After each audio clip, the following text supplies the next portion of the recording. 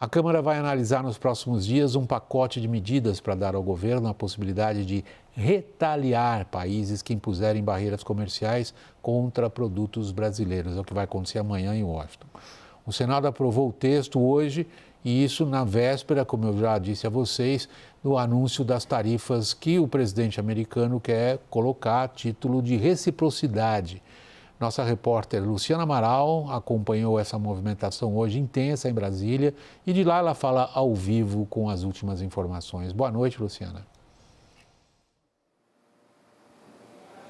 Oi, William, muito boa noite a você, a todos que nos acompanham aqui no WW. Olha, com esse projeto, então, em tramitação no Congresso Nacional, o governo brasileiro vai poder impor mais taxas e até mesmo restrições a produtos estrangeiros como uma resposta a novas barreiras comerciais. O Brasil ainda vai poder suspender concessões comerciais e concessões relativas a direitos de propriedade intelectual.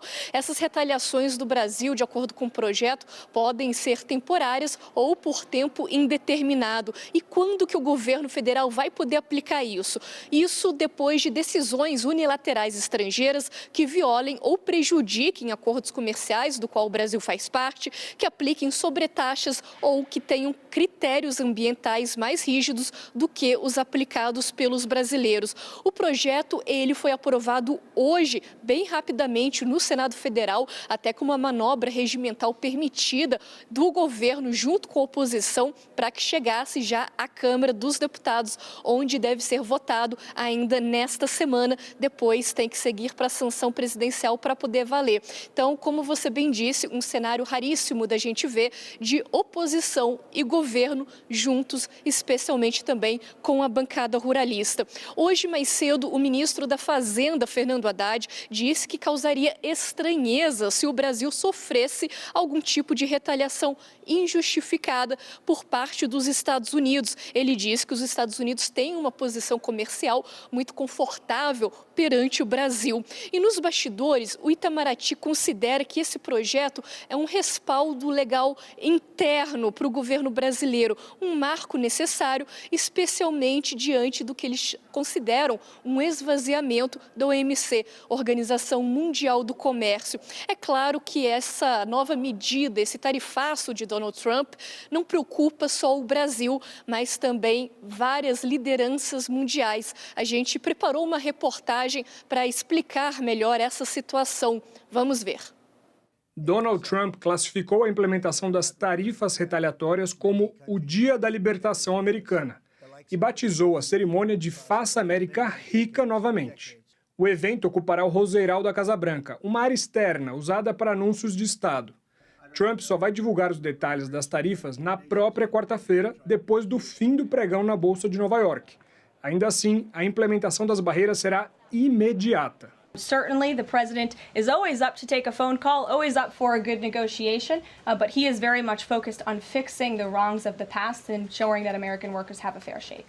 Os principais parceiros comerciais dos Estados Unidos já se anteciparam ao anúncio e ameaçaram endurecer as fronteiras contra os produtos americanos. Canadá e México divulgaram juntos um comunicado afirmando que iriam impor tarifas contra o que chamaram de injustiças comerciais. As I also mentioned to the president and was very clear, we will respond to additional measures.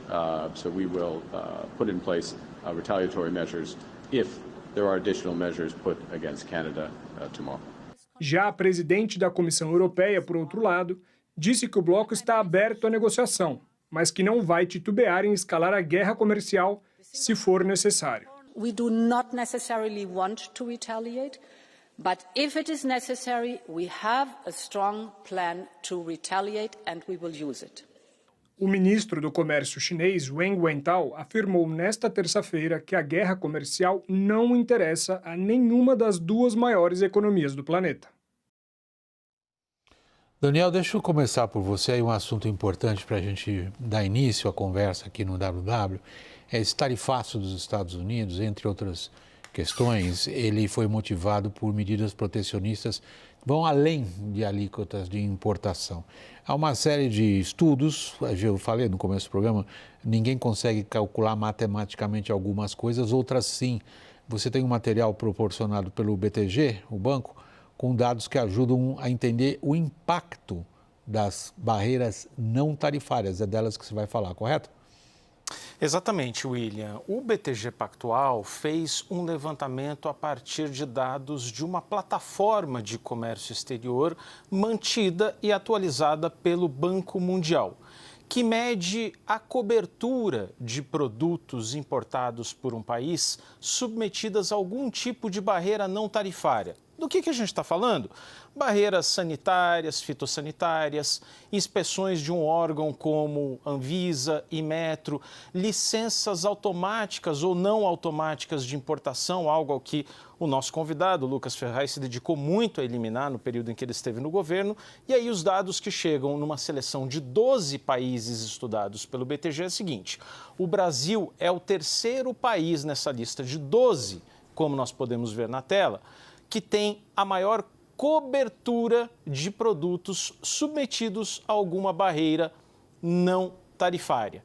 São 88%, quase 89% das importações totais, muito mais do que seus congêneres latino-americanos, por exemplo, à exceção da Argentina, um país tradicionalmente mais protecionista. Portanto, quando o Trump olha um gráfico, se alguém mostra um gráfico como esse para ele tomar uma decisão, o sentimento deve ser de, puxa, precisamos responder ao Brasil. Bom, nós colocamos esses dados, Lucas, simplesmente pelo seguinte: nós somos alvo nisso que o Trump está fazendo.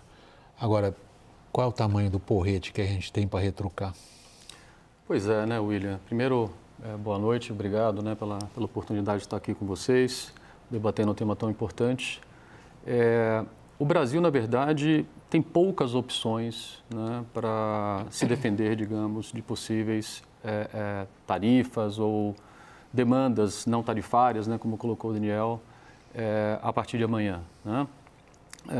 O Brasil certamente é um país que é, como a gente classifica, né, no jargão, no anglicismo, heavy user, né, de barreiras não tarifárias, barreiras técnicas ao comércio exterior, barreiras sanitárias, barreiras fitossanitárias, além de ter, né, uma das maiores médias de tarifa de importação do mundo, né? E aí a gente acaba também nos levantando a questão, né, digamos assim, de por que o Brasil está na mira dos Estados Unidos, né, sendo um país que não está nem entre os 27 maiores países comercializadores do mundo, um país que comercializa ali menos de 1,5%, né, das trocas internacionais, um país que tem, na verdade, para os Estados Unidos um saldo comercial, um déficit comercial americano, né, com a economia americana. E a única justificativa que realmente a gente consegue encontrar é, de fato, o excesso de protecionismo da economia brasileira, a ponto de irritar, né, causar um irritante bilateral com a maior economia do mundo, né, porque o Brasil não é um grande player do comércio internacional, essa é a verdade. Não dá para comparar o Brasil, né, com a União Europeia, não dá para comparar o Brasil com a China, né, não dá para comparar o Brasil com o México, que exporta muito mais para os Estados Unidos do que nós, aliás, para o mundo inteiro, né, diga-se de passagem, não dá para comparar com o Canadá, enfim, Coreia do Sul, Japão. E nós estamos nessa lista, né, que é uma lista complicada de países que têm, digamos ali, irritantes comerciais com os Estados Unidos. Isso realmente chama muita atenção. Nosso tamanho no comércio mundial é ínfimo, mesmo considerando o fato do Brasil ser uma superpotência na produção de alimentos. Caio, agora contigo em Belém. De que maneira governo e oposição pensam que podem atuar em conjunto numa situação grave como essa? Eu reitero, a situação é grave.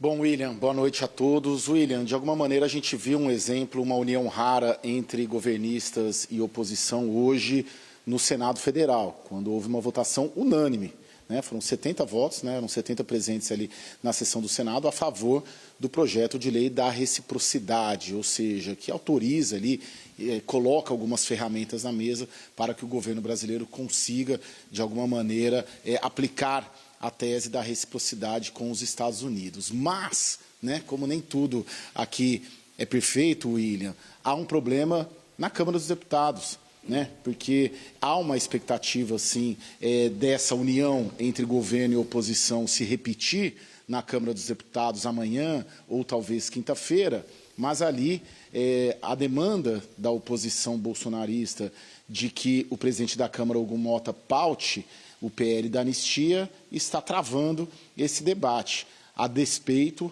do PL, do partido de Jair Bolsonaro no Senado Federal, ter votado ali, todos os senadores, Rogério Marinho, né, que hoje é talvez das principais lideranças ali da oposição no Senado, ter votado a favor, a despeito da senadora Tereza Cristina ser a relatora da proposta, a despeito do Zequinha Marinho, que é do PL, ser o autor desse PL da reciprocidade.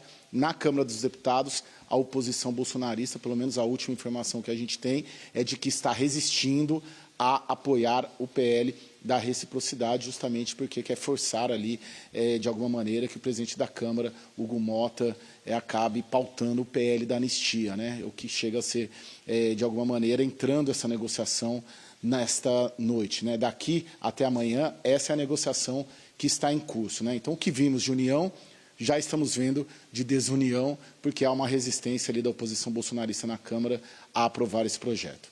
Deixa eu só colocar uma última pergunta para o Daniel lá em Brasília, Caio, antes de eu expandir a conversa para outros aspectos, para a gente fechar esse item da nossa conversa, que é: temos ou não temos uma convergência de forças políticas em direção a uma defesa nacional? Defesa no sentido de capacidade de responder ao que vem para cima de nós, comum. Daniel. Olha, William, eu percebo ainda um certo constrangimento da oposição, da direita, principalmente bolsonarista, que vai para os Estados Unidos implorar para a administração Trump que sancione o Brasil pelo que se diz ser a falta de liberdade de expressão, por exemplo. Vejo ainda um certo constrangimento em dizer que o Brasil tem que responder, tem que retaliar a Trump. Agora, também pega muito mal para a oposição ser contra um projeto que autorize o Brasil a fazer isso. De mais a mais, o sentimento que eu trago aqui nessa véspera de Dia da Libertação é um clima de bastante pessimismo no governo brasileiro hoje, mandando mensagens, porque as pessoas não estão querendo falar muito disso, assim, sabe? Virou um certo tabu no governo brasileiro conversar, mesmo como a gente diz, off the records aqui, ninguém está querendo falar muito. Mas quando a gente manda uma mensagem, por exemplo, dizendo assim, ó, só me diz o seguinte: não vai ter nada. 2, vai ter alguma coisinha, quem sabe uma medida contra o etanol. 3, vai ter muito mais do que etanol. As pessoas sempre me respondem aqui, autoridades do governo brasileiro, vai pela opção 3, vai ter bastante coisa, infelizmente. Aí, o que o setor privado está esperando? William está preocupado com a extensão, né, das coisas. Hoje eu conversei com o setor privado, principalmente aquele que acompanha ou está muito perto das empresas americanas aqui. O estoque de investimento direto no Brasil, investimento estrangeiro direto no Brasil, o maior estoque é dos americanos. Então, há uma correlação muito forte das empresas americanas com o Brasil e fluxo de capital e de investimento entre esses países. Esse não é exatamente uma fonte de preocupação, mas, de qualquer forma, afeta planejamento para investimento futuro e tudo mais. Há uma preocupação sobre como será a resposta do Brasil. Hoje, por exemplo, essa possibilidade que surgiu de colocar na mesa uma resposta incluindo propriedade intelectual dos Estados Unidos aqui no Brasil. Um desses interlocutores de empresas americanas chamou de uma bomba atômica, joga a credibilidade do Brasil no lixo. Quer dizer, esse é o tipo de coisa que não pode nem passar perto de alguma solução. Então, o pedido maior é assim: presta atenção no que os outros vão responder, faz um diagnóstico preciso, o mais preciso possível, de como o anúncio de Trump atinge o Brasil, e aí senta à mesa e vai pensar numa estratégia. Não sai estabanado achando que agora tem um instrumento como um projeto de lei, ou porque tem uma bravata diferente para se posicionar diante dos Estados Unidos, porque isso vai ser pior para o Brasil. Esse ponto que você está levantando é crucial. Porque a gente olha, por exemplo, aliados, e até aqui, né? A gente sempre tem que dizer isso. Até aqui a Coreia do Sul, o Japão, o Canadá, os principais países europeus foram considerados amigos, aliados, parceiros comerciais de primeira linha dos Estados Unidos. E entre eles há, pelo menos o que a gente pode tirar dos comentários da imprensa internacional, Lorival, um ensaio, não sei como você quer caracterizar, de coordenação de uma resposta comum. Se a gente considerar que Japão, Coreia do Sul começam a se entender sobre isso em reuniões com a China, cria ou não um outro cenário. Porque, por exemplo, na opinião do Ayman Bremer da Eurasia, isto nunca vai acontecer, ou vai? Que esses países coordenem uma resposta comum a Trump. Está acontecendo, né? No domingo, os ministros do comércio da China, Coreia do Sul e Japão se reuniram em Seul e tomaram uma série de decisões, né? E a informação mais crítica é que Coreia do Sul e Japão devem abandonar a política, né, de cerceamento do acesso da China aos ECADs, aos softwares, os programas de desenho de máquinas para a fabricação dos semicondutores mais sofisticados. Essa foi uma política adotada pelo Biden em agosto de 22 e o Xi Jinping, na cúpula que teve depois com ele, reclamou que aquilo realmente tolhia o desenvolvimento econômico da China, que é dual, civil e militar, esse uso.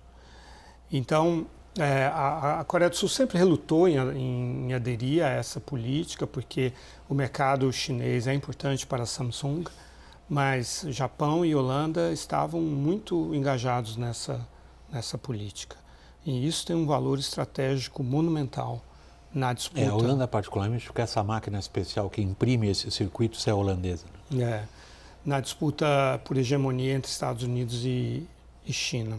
Bom, além disso, esses três ministros disseram que vão aprofundar a parceria comercial e econômica, a parceria econômica abrangente regional, que reúne 15 países, né, e que inclui esses três como líderes.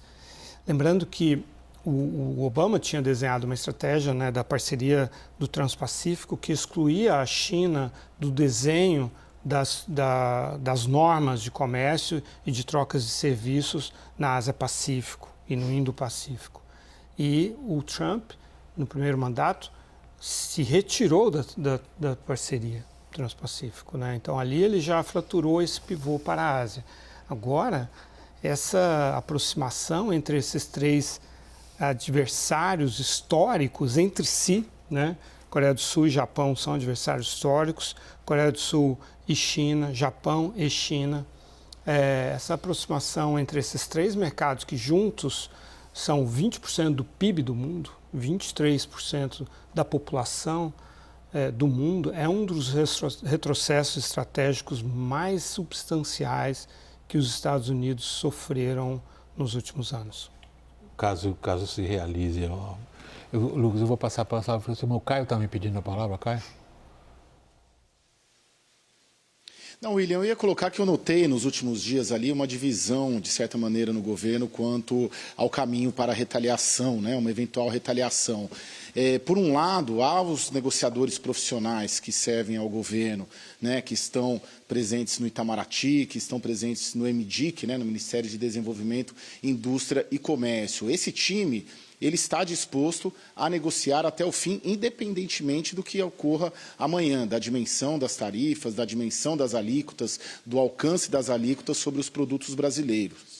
Mas, por outro lado, eu vou chamar assim, há uma ala mais política, né, mais energizada politicamente, ideologicamente, anti-americana, contra ali os Estados Unidos e principalmente contra o presidente Donald Trump e os republicanos, que, independentemente desse caminho adotado, vamos dizer assim, pelos negociadores profissionais do governo brasileiro, tem uma propensão a adotar uma postura mais imediatista e mais forte, politicamente falando, vocais, né, em críticas a Donald Trump. A gente vem assistindo sinais disso em setores do governo, até mesmo o próprio presidente Lula, nas declarações recentes que ele deu referente a esse assunto, mas eu sinto que há ali uma divisão de uma ala política, de repente, atropelando, provavelmente, esse trabalho que esses negociadores profissionais presentes no MDIC e no Itamaraty pretendem adotar a partir de amanhã, qualquer que seja a dimensão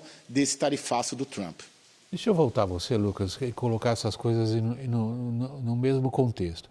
O que o Lorival nos ajuda a entender é a gravidade e, ao mesmo tempo, a dificuldade da articulação de países com enorme peso, sobretudo na inovação tecnológica, que foi o exemplo que você citou, e da importância estratégica disso, em responder ao que eles encaram como uma atitude hostil dos Estados Unidos, que precede ainda o que o Trump está fazendo. Agora, nesse cenário, o que sobra para nós, o Brasil? A gente tem condições, o Caio está mencionando, por exemplo, uma divisão nos setores que tomam decisões no Palácio do Planalto entre como melhor andar, mas tem por onde andar? Pois é, William, eu acho que primeiro precisa ficar claro exatamente qual que é a ideia desse PL, desse chamado PL da retaliação. Eu acho que vale aí pelo menos 3 pontos, né? Acho que o primeiro deles, é claro que foi um PL impulsionado, né, por esse movimento mais agressivo, né, do ponto de vista tarifário do Trump, mas ele não é um PL criado para retaliar aos Estados Unidos, né? Na minha opinião, ele é um PL necessário a partir do momento que a gente vem observando, né, um desmantelamento das regras do sistema multilateral de comércio. A partir do momento que você tem uma OMC enfraquecida, a partir do momento que as regras deixam de valer, o que vale é a lei da selva. E o Brasil, assim como qualquer outro país, precisa de mecanismos legais para poder se defender.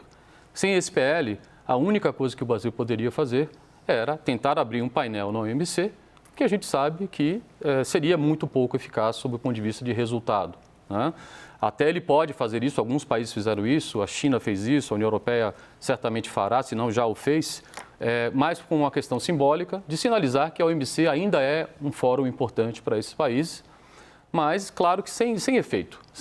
Então, acho que o primeiro ponto é esse, quer dizer, não é um PL contra os Estados Unidos para retaliar simplesmente aos Estados Unidos, é um PL para que o Brasil crie mecanismos de defesa. Eu vou citar aqui um exemplo de 2022.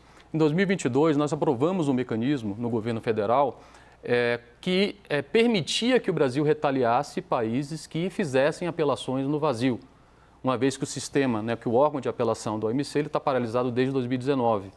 Então, muitas disputas que envolviam painel, o país perdedor, ele apelava dessa decisão, mas como o órgão estava bloqueado, nada acontecia. Então, ele apelava de uma forma oportunista. Então, criou-se um mecanismo aqui no Brasil, foi aprovado, que em casos excepcionais o Brasil também poderia retaliar. E até então esse mecanismo nunca foi utilizado. A minha impressão é que esse PL vai na mesma linha. Quer dizer, o Brasil precisa ter alguma arma para colocar na mesa, para que, de alguma forma, o seu poder de barganha seja minimamente respeitado numa conversa com os Estados Unidos. Agora, se a gente olhar o texto do próprio PL, tem lá várias condições para que as medidas de retaliação sejam aplicadas, inclusive se fala, né, em parceria, em comum acordo com o setor privado, o que na prática significaria que o Brasil teria que abrir consultas públicas com o setor privado para entender melhor, né, como o Brasil poderia agir. O que você faz, você obriga a gente a pensar, afinal de contas, que caminho a gente está escolhendo. Tem alguma ideia aí em Brasília, Daniel? William, tem exercícios preliminares e mantidos com extrema reserva pelo Itamaraty, principalmente pelo MDIC, que são basicamente o seguinte: um mapeamento de importações brasileiras de produtos dos Estados Unidos que podem ser objeto de alguma represália, retaliação. Isso podem ser bens, podem ser serviços, podem ser patentes, e a gente fala de propriedade intelectual. O que inspira esse exercício? Fundamentalmente, aquele episódio ali do fim dos anos 2000, início dos anos 2010, que foi a chamada Guerra do Algodão. O Brasil levou esse caso ao OMC, subsídios aplicados pelos Estados Unidos aos produtores americanos de algodão que distorciam o mercado e violavam as leis internacionais, ganhou o painel na OMC e ganhou um direito de retaliar os Estados Unidos em quase $1 bilhão na época. Bom, o que se fez ali? O que eu vou retaliar? Eu vou retaliar peças que a companhia aérea compra da Boeing para consertar seus aviões? Não faz sentido, só vai encarecer o custo da própria companhia aérea. Mas se eu olhar ali um custo de propriedade intelectual da plataforma de streaming, do laboratório farmacêutico, aí eu posso causar algum dano. E é esse tipo de exercício muito cirúrgico, muito localizado, que de repente pode ferir aquela empresa, digamos, do interior do Missouri e que tem como um congressista em Washington, aquele cara influente que pode fazer essa dor chegar na Casa Branca, é mais ou menos isso que o MIDIC começou a mapear. William, o Celso Amorim, que é assessor especial do presidente, hoje deu uma entrevista ao jornal Valor Econômico. Eu quero saber de você, Lucas, porque ele diz o seguinte, que o Brasil poderia adotar essa retaliação cruzada, inclusive serviços de propriedade intelectual, que eu disse agora na minha primeira intervenção, que o setor privado ficou morrendo de medo, dizendo, pelo amor de Deus, não entra nessa. E ele usou uma expressão que eu achei interessante, que ele diz assim, a gente vai buscar setores que mordem os americanos. Acho que é um pouco isso que o Daniel está dizendo aqui. O Brasil, quais seriam esses setores que mordem os americanos? Bom, os Estados Unidos é um grande exportador de serviços, né? Serviços sofisticados, né? Que envolvem propriedade intelectual, que envolvem, comércio digital, enfim, uma série de serviços que são atingidos, né? Produtos que são atingidos por barreiras não tarifárias, digamos assim, as ordinárias, né? Nós estamos falando de bens, né? Então, é claro que se o Brasil tentasse algum tipo de retaliação que envolvesse bem, o mal maior seria muito mais para o Brasil do que a própria economia americana, porque o Brasil representa muito pouco sob o ponto de vista do total importado, né, pelos Estados Unidos. Então, é evidente que os pontos mais sensíveis na relação bilateral não estão no comércio de bens, né? Eles estão no comércio de serviços, né? Eles estão em propriedade intelectual, que está inclusive no texto, né, do projeto de lei, explicitamente mencionado. Assim, né? Eu diria que seria um erro tremendo se o Brasil retaliasse, né, em algum item envolvendo propriedade intelectual, justamente pela sensibilidade que esse tema tem nos Estados Unidos. E aí a chance, por que é um erro estratégico, na minha opinião? Porque a chance de haver uma retaliação ainda mais forte dos Estados Unidos, um contramovimento, né, uma escalada dessa guerra tarifária, né, seria muito mais prejudicial para o Brasil do que para o próprio Estados Unidos. Já visto o que aconteceu, por exemplo, quando a própria Europa ameaçou retaliar, né, produtos simbólicos nos Estados Unidos, quando os Estados Unidos disse que ia tarifar, né, quando os Estados Unidos tarifou, na verdade, o aço e o alumínio. E o Trump imediatamente respondeu que se isso acontecesse, ele ia tarifar o vinho francês em 200%. Né? Algo como isso pode acontecer no Brasil também, por que não? Né? Se a Europa está sujeita a isso, por que o Brasil não estaria sujeito? Então, na minha opinião, eu volto a dizer, eu acho que é uma tentativa, né, de fortalecer um pouco mais a posição brasileira, né, numa negociação bilateral com os Estados Unidos, mas eu acho que dificilmente essa ferramenta será utilizada. E se for utilizada, se vier a ser utilizada, na minha opinião, é um erro estratégico. O Daniel está me pedindo a palavra, Daniel? Eu só queria ouvir do Lucas uma opinião sincera dele. Qual que é o melhor caminho? Digamos, não fazer nada, jogar parado? Olha, eu acho que primeiro, Daniel, a gente tem que observar qual movimento será feito pelos Estados Unidos. Qual é o prejuízo que o Brasil terá, né, num eventual movimento envolvendo etanol, envolvendo qualquer outro produto, né, seja a remoção de barreiras técnicas, sanitárias e fitossanitárias, que, vamos combinar, né, o Brasil tem uma série, né, de barreiras não tarifárias que são completamente desnecessárias e só fazem atrasar as importações brasileiras. Elas são utilizadas como instrumentos de proteção adicional às tarifas de importação. Essa é a verdade. E eu vou citar um exemplo. Eu, como secretário de Comércio Exterior, na Secretaria de Comércio Exterior, nós eliminamos cerca de 70% do estoque de licenças automáticas e não automáticas de importação que a própria SECEX impunha, né, às importações de todos os países do mundo, que eram completamente desnecessários. Adivinha o que aconteceu a partir de 2023? Esse licenciamento de importação voltou. Ninguém morreu quando nós tiramos, o comércio fluiu, né? Ninguém reclamou, a coisa estava fluindo muito bem. Agora, com a saída, com a mudança de governo, com, evidentemente, uma visão, né, muito diferente desse governo atual em relação aos benefícios da inserção internacional, essas práticas protecionistas voltaram e são irritantes comerciais que poderiam, num gesto brasileiro, serem colocados na mesa de negociação. Bom, se o seu problema são as barreiras não tarifárias, vamos negociar a remoção dessas TBTs. O que nos joga na questão que poder de barganha nós temos. Eu tenho que chamar o intervalo, e aí eu continuo essa conversa, Lorival, pedindo a você, inclusive, que situe que capacidade o Brasil tem, além da barganha a qual me referi, de se articular com outros. A China, por exemplo, em relação ao que vem lá no chamado Dia da Libertação.